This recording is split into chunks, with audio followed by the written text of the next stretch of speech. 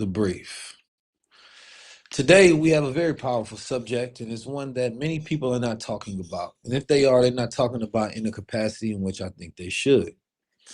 To me, I think this is one of the subjects that allow us to be able to interpret our year and become very successful, right? Especially when you understand what's going on in the cycle in which you are living, right? I'm 19 Keys, and I'm a thought leader. As a thought leader, I have traveled and spoken in 13 plus countries doing lectures around cognitive sovereignty, economics, metaphysics, spirituality, and liberation of the mind, right? And as someone who likes to teach, I like to make sure I can give people blueprints so that not only I'm telling them what to think, I'm teaching them how to think, right? I like metacognition, finding patterns. As one who has a very powerful and strategic mind, I understand cognitive alignment. And I believe that most people are living outside a rhythm that allows them to be successful in this day and age. We are now in the Chinese Zodiac year. And this Chinese Zodiac year, and a lot of people say, why should I care about Chinese Zodiac? You're Muslim, you're Christian. Well, the reality of it is, it's just mathematics and cycles. It is called the year of the fire horse, and last year was the year of the snake. And it reveals a 60-year pattern that typically does not come back around. So if we're talking about a 60-year pattern, what happened in 1966? What happened in 1906? What happened in 1846? How does learning about the past inform you about today? Many people have lost the ability to understand time, right? Once you understand time, you have control over life in a way that the poor could never understand. And by the poor, I mean people that are always running, that are always going task to task because they don't have sovereignty of time. See, we have lost the romanticism of the future. Therefore, we have no feelings for the future. Most of the feelings that we have are towards the past. But the past reveals secrets, it reveals patterns. And those patterns repeat just like the cycles of the universe repeat or the cycles of the seasons. We will continue to get into another fall. There will always be another winter. There will always be another summer. And what you find is that there are certain patterns, right, and certain cycles that exist not just within the harmony of the universe, but within inside our own bodies. A woman has a cycle, right, that is going typically around the lunar calendar, right? We have a 13-month period of different moons that go from the full moon, right? And if we're talking about those particular time cycles, then we look at man's cycle and how we have been put on a calendar so that we can be best utilized as a labor force, right, for industrialization in a capitalist society, which is America. So therefore, the 9 to 5 was based on the man cycle because we operate a what's considered to be a circadian rhythm. Then we also have intracycles within ourselves as well. Periods of time where if we are thinking for 3 hours straight, you might need 30-minute rest because our brain goes to different high frequencies to low frequencies, from delta to gamma to beta. And once you understand those states, then you learn how to stop trying to create balance in your life and you learn to start creating harmony. See, we have been taught that we should seek balance, but balance to me is trying to make everything equal. And things are not equal, they are different. And harmony is when you have unequal things that can work together, that can flow together. This is how one starts to activate to be able to get into flow state. But currently, we have a world of people trying to find balance and they end up having burnout. When you understand the cycles, right? Like understanding the cycles of the universe and understanding solar cycles, you're able to live in harmony.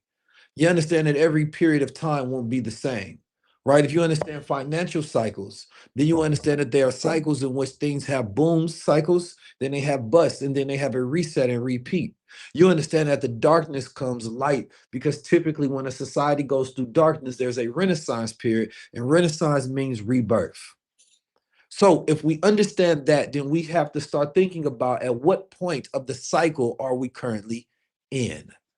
Now, we just ended the year of the snake cycle, whether you name it year of the snake, because there's a representation of the shedding, right? After we get to these high points within a cycle, and now it's time for the rebirth.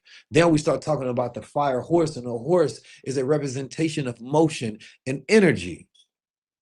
Well, last year was about old cycles ending and the shedding and the mask coming off. Is America not in a cycle of the mask being revealed?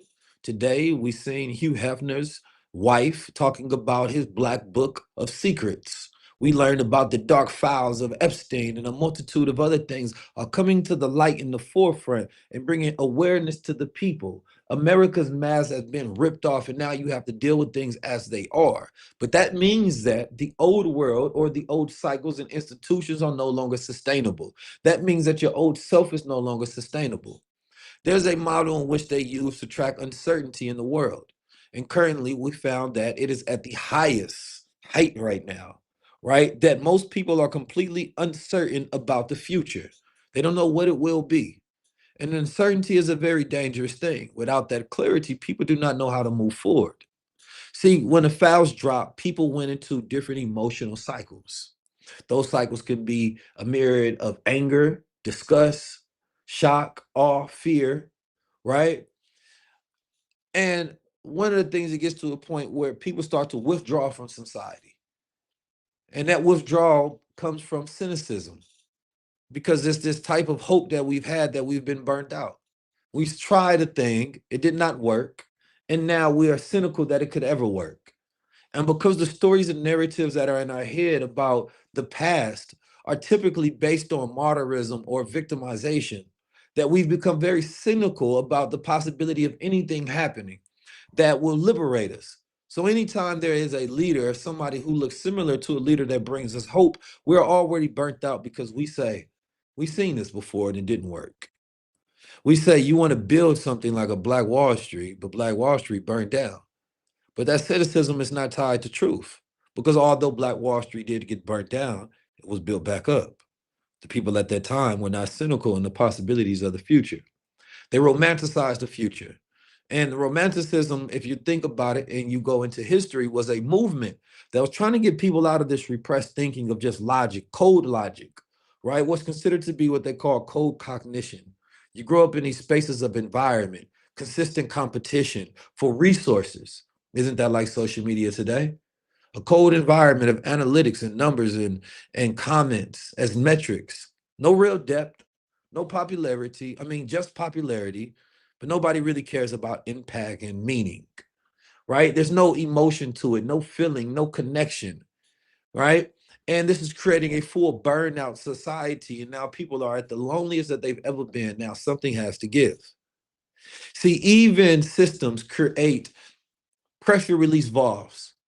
And those pressure release are the allowance of revolutions to occur so that the system can reset.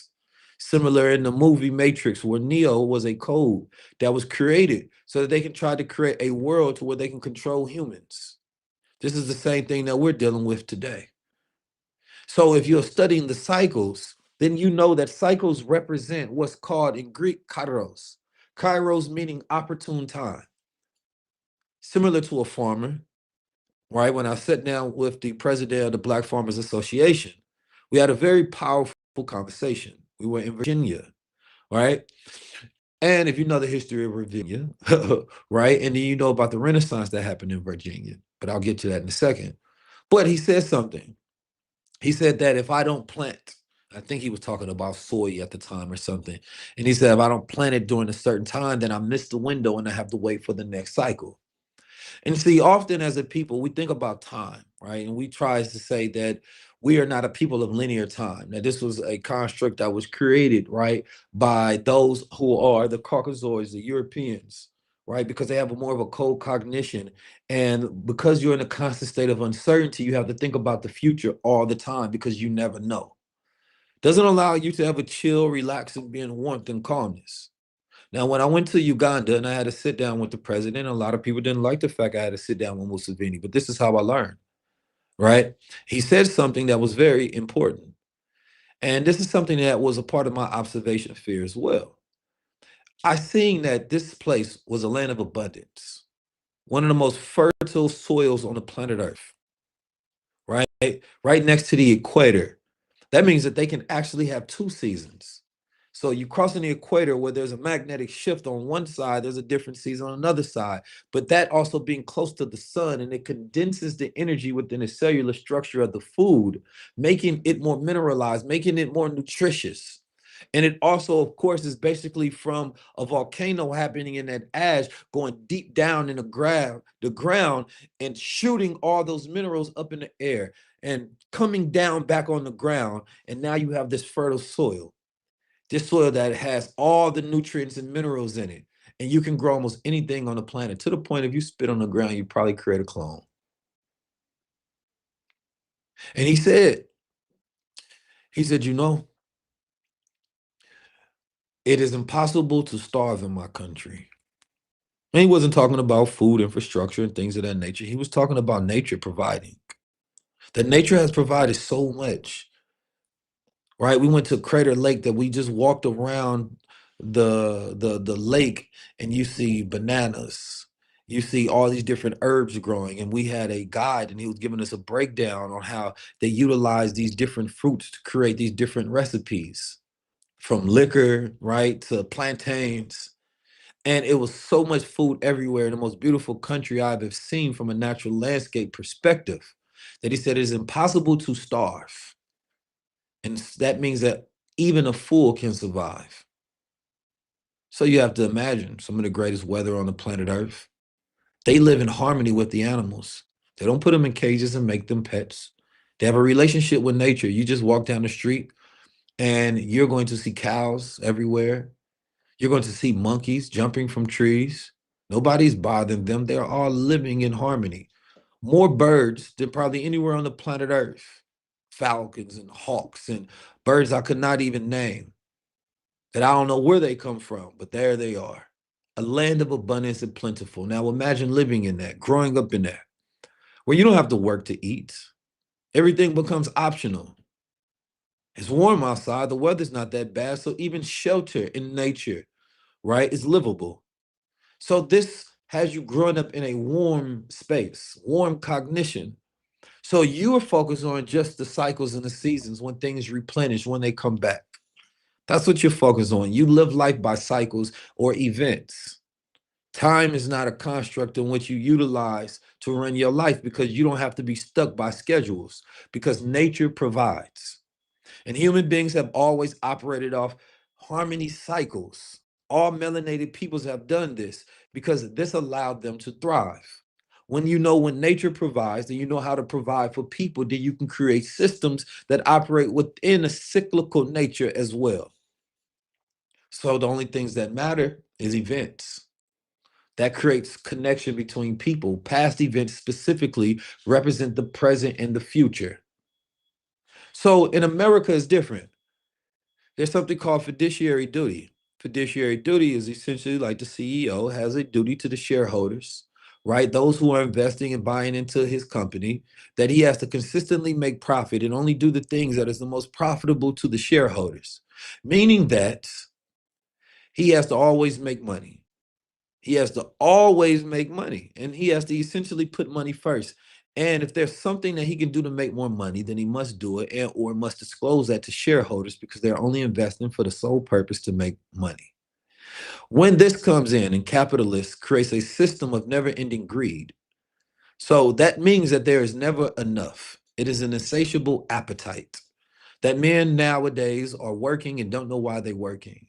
They have goals, but can't tell you why they have goals. They want to become billionaires, but can't tell you what they're going to do with those billions, because there's a hole that exists inside that can never be filled, because they have become a reflection of the system.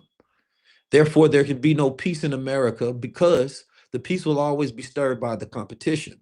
There can be no peace in man who become a shrewd capitalist, because he is always in competition with his old self, his present self, and his future self. So therefore, he is stuck with this dilemma of time. And now we have been around a people who are cold in their cognition, even though we are genetically born in spaces to where we are warm. Warm in our calmness, warm in our way of doing events and community and things of that nature. So it has made us a hybrid people, a people who also are warm but must be cold when necessary. And this hybrid reality produces movements and revolutions. And our movements are not coming from a place of wanting to conquer. Most of the time, they're from a place of wanting to survive. Case in point, 1966, Stokely Carmichael coined the term Black Power.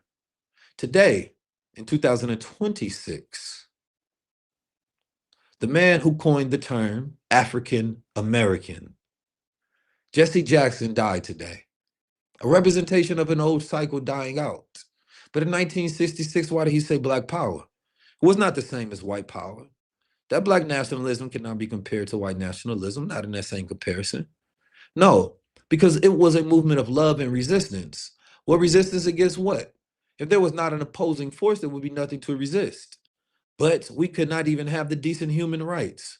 So therefore, it was Black power, creating alternative systems, economic systems. But somebody like Jesse Jackson, he is somebody who normalized, right, going within the system and looking for progress, legislative power, voting power. He ran for president. He ran so Obama could win. But has this been enough for us? Has the civil rights movement been enough? Minister Farrakhan said, unfortunately, when he was sitting down with the Black Caucus and Jesse Jackson, as Jesse Jackson has said, that we have made progress. And I am definitely, quoting him here, not 100% quoting him here, but I'm shortening and paraphrasing. But Mr. Farrakhan, he sat there and he listened. And he said, man, we have all these brilliant Black caucus members, those who are in political positions of power in Congress and things of that nature. But the problem is that they're disconnected from the people, right? The progress that those who at the top are making are disconnected from the body. He said, what good is a brilliant head if it is disconnected from the Black body?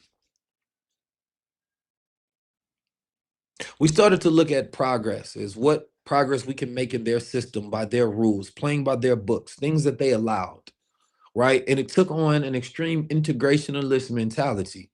We didn't think about Black power started to diminish because instead of focusing on building institutions like the fire leaders, what I call the fire horse leaders, if we're utilizing the Chinese Zodiac term, who are these fire horse leaders, you ask? Those who build without permission, those who operate at a level of sovereignty, those who are not waiting to be told, those who are not waiting for a system to change to win. Marcus Garvey, one of the most famous ones, right? One of the first to ever do it, decided that he wanted to create a system within a system. He's saying they had a Black star line, and instead of equal treatment on the white star line, rather, instead of equal treatment on the white star line, he said, how about we just create a Black star line, an alternative system? He had his own ice cream factories. They had member dues, stock certificates. He had millions of members before there was social media. He created the UNIA, right? He was the Pan-African king that created the Back to Africa movement, but he actually didn't even get an opportunity to step into Africa whatsoever. He created these systems. And then the one that took it even further than him was the Honorable Elijah Muhammad, a fire horse leader. Somebody who built alternative systems that one can look at, and accumulatively in today's dollar power, we can say that was worth up to $1 billion.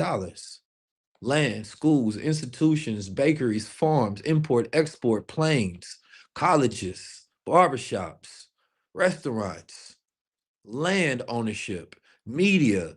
And this was all without participating within the political system and construct. Yet he is never taught about in school unless it is in a negative light. So we forgot the blueprint of the fire leaders. And I say that because in those times that they were building, right, these were very important times because they set precedents for the next decades to come. And that's what this year does. This year doesn't care about what you want to do. It cares about what you're doing. It cares about the motion. Because what value is a horse that cannot move? That is not in motion. That is not developing, growing, trying, experimenting. It cares about speed and intelligence because everything is moving fast. But this is also a year that you must have system because it will also burn you out. There is so much uncertainty. There are shifts in technology and AI and institutions and political regime change that one must have clarity about who they are and what they want to do during this time. And it is not particularly for the beginners. This is a year for those who have already been building. So if you're just starting, find somebody to help. That is my suggestion. Now, these fire leaders, as we look at the Honorable Elijah Muhammad, there's so much to learn from his representation because he created everything that we say we want people to create. See, Malcolm X, or Russ say Red, would have never been able to become Malcolm X if he was not able to step into an institution that was already built by the Honorable Elijah Muhammad and help expand the nation within a nation.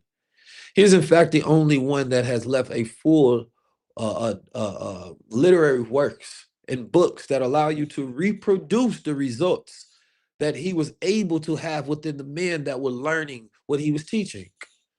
He left How to Eat to Live at a time where there was no wellness revolution or movement. There was no keto diets, eating one time a day. He taught that about fasting.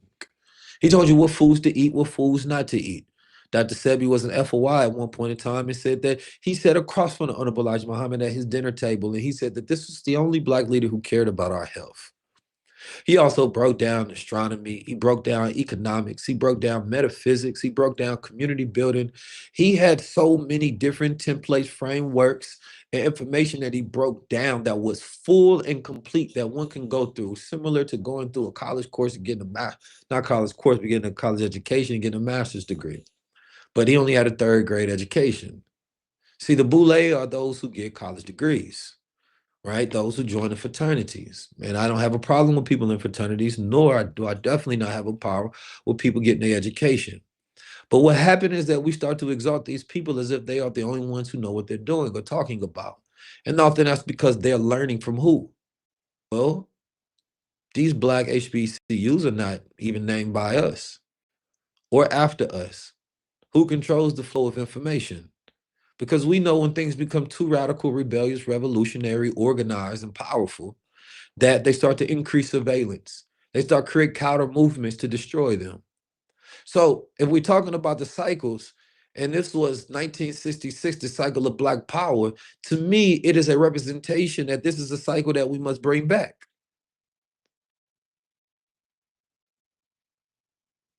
Because this is the one that we lost the most.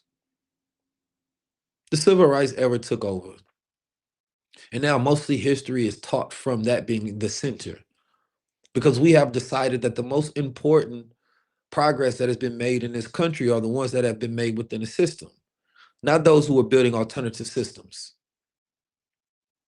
But now, the very thing that we yell for, the very thing that we say we want, the very thing that we fighting for, is for another honorable Elijah Muhammad, another Marcus Garvey of this day. I mean, look at the dear brother, Dr. Umar said he just completed his school. It took him years to complete, but he said it is now finally complete. Well, if you think about it, the Honorable Elijah Muhammad has schools all throughout this country, mosques all throughout this country, but he is not mentioned as a Black man that had a blueprint for us to rebirth. Why? Because they don't want you to ever rebirth blueprints of Black power. Think for self, do for self. Once you have that, then you become a free people, you become liberated. You start to understand the type of leaders that you should invest in, the type of people that you should get behind. It's not just the charismatic leader. It's not just the ones with the best word, but who's building something worth investing in? Who already has momentum that can be pushed? Because we're no longer starting from the beginning. There are already people that have been building. This is a year that you yourself have access to the greatest tools that have ever been given to humankind. Information going back thousands of years. The gift of knowledge has been given to the people. But what is the willfulness of the people? We now have a time where execution has become a commodity. Anybody can execute when that wasn't always a thing. But who has an idea? What is actually worthy of executing when you have agentic AI agents that can now have skills that only human beings had that can go do work for you? Not the warm work, the cold work, the logic, the reasoning work, the rational, the mathematical work, the work that doesn't require the human touch. Humanity is actually at a phase to where there's a great opportunity in our midst. And that opportunity is to fall in love with the future. And what do I mean by that? We have lost the romanticism of the future. We no longer talk about dreams. We no longer talk about divisions. We start talking about the past. We talk about leaders that have been martyred because those are the narratives that have fed us. So therefore, it creates a cynicism that we never believed that it's possible for us to be able to do anything great. Because if we ever talk about those who are successful, we talk about the Harlem Renaissance and W.E.B. Du Bois, and we look at one of the most of the Black publications. If we're looking at the years of 1906, we're looking at the years of 1966, what we're going to start seeing is the days that the movements began. We start seeing the publications that were submitted, like the Crisis magazine. They helped W.E.B. Du Bois create an intellectual network that helped position Black culture to create a renaissance, which is one of the greatest economic movements in Black American history that was not destroyed because we didn't know what we was doing. It's not destroyed because we were suckers. We didn't know how to spend money. We didn't know how to invest, lack of financial literacy. No, it's because we did not understand our enemy properly. We thought that when we made a lot of this progress, we can let our shield down. No, no, no, that's not the way it works. The Honorable Elijah Muhammad once said that you cannot fathom the depths of Satan. The many of us thought that we knew our enemy very well, but we don't. We don't know him like we think we know him. If you go read through those files, you'll get a glimpse of the way that the devil mind works. And those files are very dark. They open up portals in your mind to have you ruminating in their world. They're playing spells and trick on your mind. Because when you find these things to be normalized, then everything is easier for them to do. So you need to do what? Today is what day? The beginning of Ramadan. Ramadan is not just a day for Muslims, but Muslim only means one who submit his or her will to do the will of God. Why wouldn't one who considers themselves to be intelligent be able to look at a definition of word and say, I fit the description? Because those who do not do the will of God, do as thou will, are those who are Satanists. The Satanists are the same ones doing those rituals that are in those files. They're the opposite of a Muslim. They don't want to follow the higher self, the higher order, the higher being. After all of these things that have been given to us, we have had a very terrible diet that's been given to us by the devil. And what do we need? To fast. So fasting allows you to reset one's system, to reset one's discipline, to reset one's spiritual fortification. It allows you to increase your will when you have control over your desires. Your goal is to be able to decrease the amount of desires that you have, to eliminate them out of your environment. See, we think that we need to be the most disciplined people in the world, but we wouldn't need to if we weren't living in a world that was trying to pull us in directions in which we should not go, trying to constantly lead us astray. And we wouldn't need to if we weren't doing things that were meaningless to us. So even when a lot of us get money, it has no meaning. So it produces burnout because it produces mental calories start burning, but not giving us the reward that's fulfilling. See, we used to often think about laziness in the wrong capacity. We think people are lazy because they don't want to do the work that they should be doing, right? Get your money together, do these things, be more disciplined. And some of us have more willpower than others. It's not that they lazy because when it comes to doing the thing that they want to do, that they're good at, that they align with, they got energy for it all day. The problem is misalignment. And the beauty of these machines that are being produced in this era in which we're living in is that you no longer have to do the work you don't want to do. You can now set up machines to do those cold work, to do and develop the skills you don't want to have developed, to do the financial work, to audit your business, to write the decks and the sponsorships and to the emails and all of the things that you don't care about on the back end of the administrative work. And you can focus on the human side of the work, the creative side, the things that are actually aligned with your cognitive output and the way that your mind works and the gifts that God gave you. That is a beautiful era to be in. See, the problem is that as long as we fight the system wins. What do I mean by that? The system already knows you want to fight it. It understands human beings to a certain degree. But No matter how much you play a game, if you do not own the game, you can never actually win. What do I mean by that? That this game that we're playing is not one that we can win unless we decide to stop playing it. The Honorable Elijah Muhammad had decided to stop playing the game. And that's what allowed him to ignite the fire within himself as well, to start building his own system, his own rules. Many of us can't see that. As long as we're playing their game, yes, we can vote one more time. Yes, we can make legislation, make changes within the law. But what is the ultimate level of freedom and liberation and sovereignty?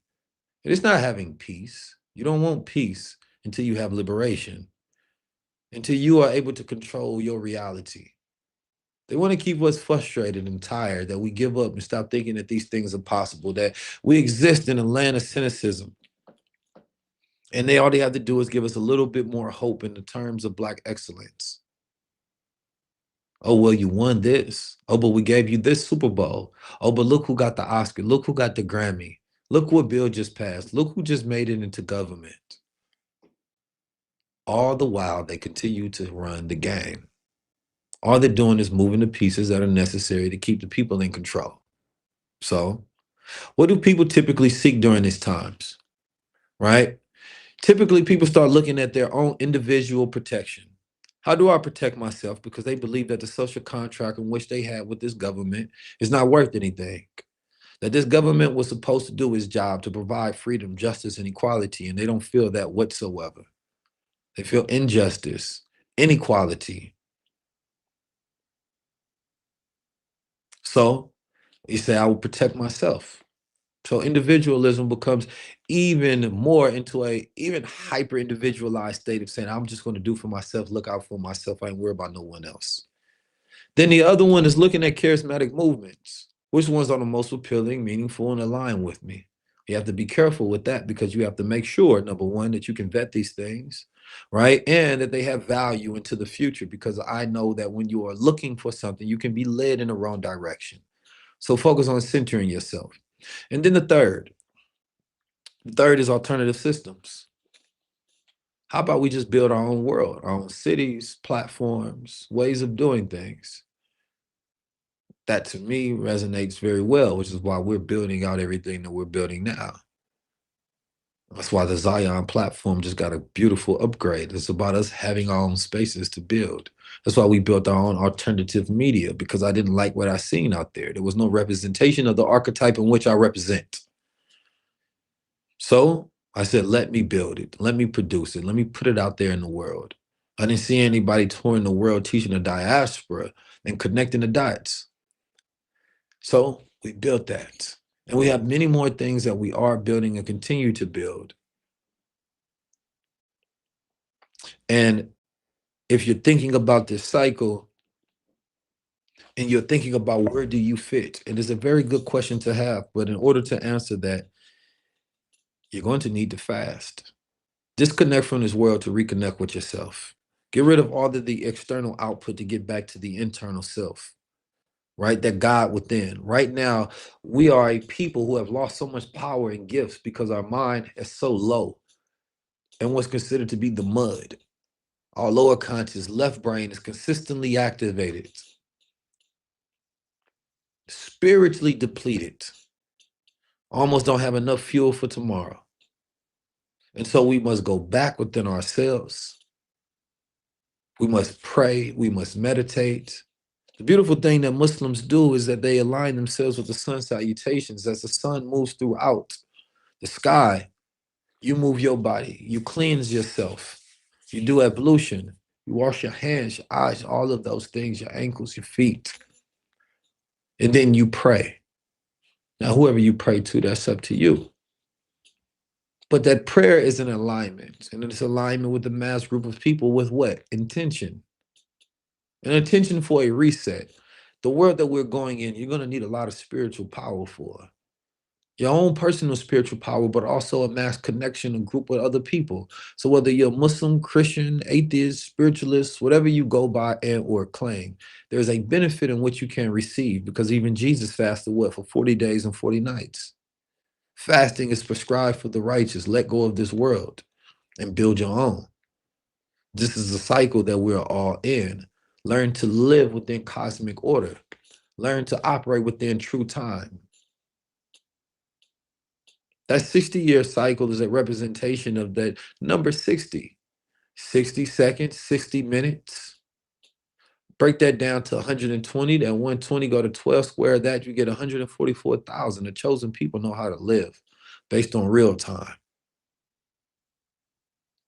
You have to know how to see the signs, because guess what your enemy does? He utilizes these times to try to distract you so that you don't use this window of opportunity to build your future. It is very important that you understand how to align yourself. This is where your power is. Ignite that flame that exists within you. Don't let that flame die, because this world is trying to put that flame out.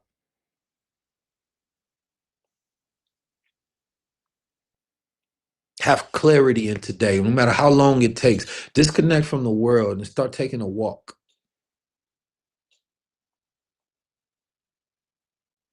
You just walk with your thoughts,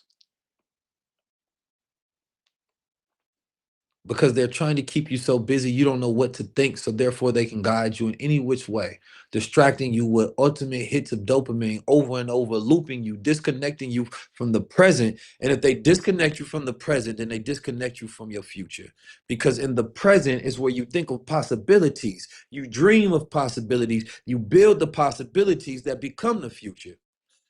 And we're now in a cycle that affects decades from now. So what we do today is everything that we plan tomorrow.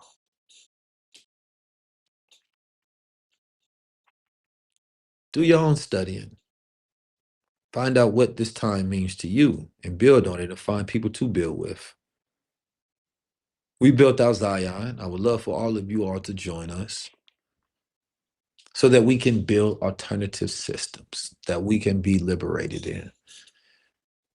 Land, media, education, mentorship, growth, mastery. Mastery is something that we don't utilize a lot.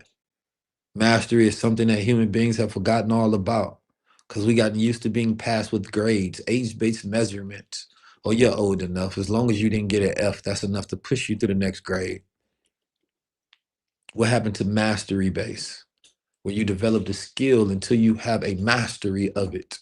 Now you possess something that gives you value in life, that you can contribute to reality, because you're no longer a slave. You no longer have to work for them. You don't have to anymore. Look at who you're working for. Do you think there's anything redeemable about them? This system, the elites, those who are at the top, the so-called top, when it really is an inverted pyramid, because the best people are at the so-called bottom. But they inverted what the top think that you think it is, because it's this direction you point to as if they're on this pyramid. No, we are not in hell, they are. Poor righteous teacher was never about you being poor of resources, being poor in the ways of the world. I was always taught that heaven is money, good homes, friendships of all walks of life. Money is promised to those who are righteous. You're supposed to have the resources to sustain your life during this cycle. Build, build, build. In the coming weeks, you will be seeing announcements that we have for what we build and how you can participate. Get off the devil's timeline. They telling you one person will build $1 billion company. They telling you the robots is the next wave. They telling you to do this, having you chasing a trends, chasing your tail over and over and over. Have you stuck in endless rumination with no real building and lessons? They give you all this information and so-called knowledge, but where's the wisdom and understanding? The original man operates off wisdom and understanding. He plans, he builds, he architects, he's a scientist. He's in alignment with his oracle, his woman. He is a prophet in his own home. He's a priest in his own home. He is a thinker. He is an executor. We have allowed them to turn us into the weakest version of ourselves. And we look in the mirror and we wonder why it will never be enough. Because all those things that we put on, all those things that we pretend that matter, at the end of the day, they don't. Temporary satisfaction that keeps going out, and you keep chasing it. I know men that have Lambos and Ferraris, but they feel small and tidy inside. And they can see you walking on the sidewalk with your soul intact, and they wish they was you while you wishing you was them. The endless trading places of comparison, not being grateful because you're disconnected from God.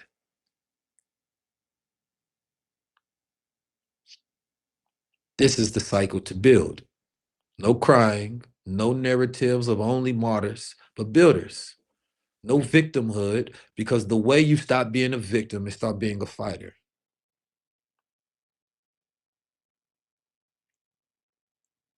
You cannot be both. Our story is not a story of victims of slavery. Our story is not a story of victims of oppression. It is a story of warriors and fighters against a system. The consistent pursuit of liberation and resistance. That is our story. If you allow them to tell it, they'll give you the weak position. You never paint the picture in your own head that comes from the imagination of your oppressor. Control your image, control your imagination. It is the greatest nation on the planet Earth. This is the cycle that we're in. It is for the builders and the architects. Create blueprints, utilize the machines, building groups and communities and tribes. Get outside, defy the so-called matrix, build your own world in your image. Break the rules and decide your own. Who do you want to be? What do you want to produce? What do you want to experiment? Who cares if it's perfect? Try it, do it. And happy Ramadan to all those who are participating. Let's fast. Let's get our discipline together, our willfulness together, our power together. And let's see how powerful we are in the next 30 days. We have way too much of them in us. Let's use this time to get that out. I hope you all enjoyed this brief. We'll be back tomorrow for Man to Man. And make sure you go and join Zion. It's time to get out the matrix. Peace to the family, peace to the gods. I'll see you all later. There's reading material in our book club, in our library. Make sure you grab all the ebooks and materials. And this is the time you want to get deep into your studies, get deep into the spiritual studies, tap in, let go of the world, and get back to yourself. Peace.